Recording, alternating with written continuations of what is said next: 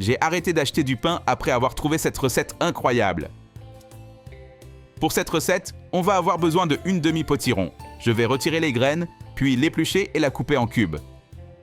Et avant que j'oublie, dis-moi de quelle ville tu nous regardes pour que je t'envoie une accolade spéciale. L'accolade du jour va à Camille Dupont de Toulouse. Je suis super contente que tu aimes nos recettes. Ensuite, je mets tout dans une casserole. De eau chaude. Dis-moi comment tu prépares la potiron chez toi. J'adorerais connaître ta recette. J'ajoute de la cannelle à goût, je couvre et je laisse cuire 15 minutes. Après ça, je mets de côté un peu de l'eau de cuisson dans un récipient.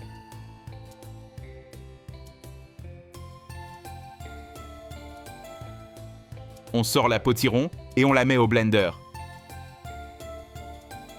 Teste la potiron comme ça la prochaine fois, je suis sûr que tu vas adorer le résultat et que tu voudras en refaire tout le temps.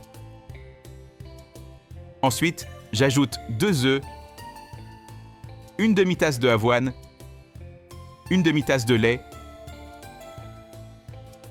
l'eau de cuisson qu'on a réservée, une cuillère à soupe de levure chimique, une cuillère à soupe d'essence de vanille, du sel à goût.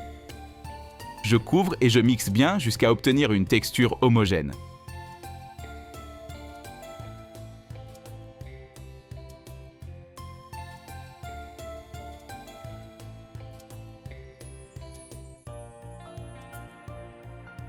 Maintenant, dans une poêle, je mets une demi-cuillère à café de beurre. J'étale bien et je laisse fondre. Puis j'ajoute une portion de notre mélange.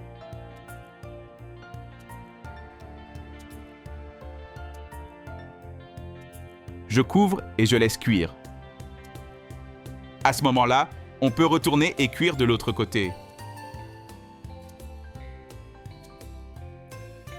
Ensuite, on retire et on répète avec une autre tournée. Pour une touche spéciale, j'ajoute du miel à goût par-dessus, c'est encore meilleur.